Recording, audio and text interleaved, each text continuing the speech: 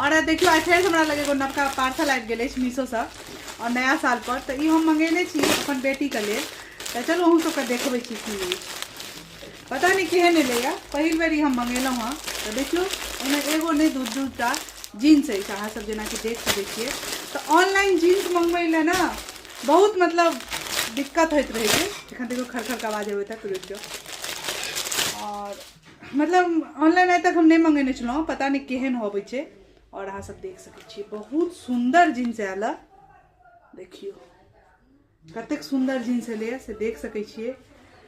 और एकर एकदम से फलर फलर वाला जीन्स अछि, क्वालिटी बहुत नीक अछि। जे रिजनेबल जतेक प्राइस में देलक ओहि हिसाब से A1 अछि। एगो देख लेलिए और दोसरो देखबै छी अहाँ सबके।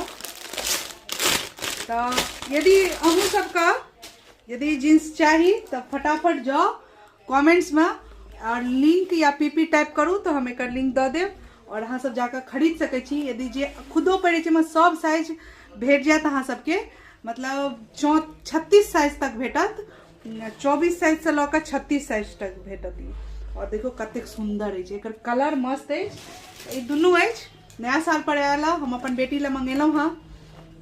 तो फटाफट जाओ कमेंट्स करो। बाय बाय, मिले छी नेक्स्ट वीडियो में।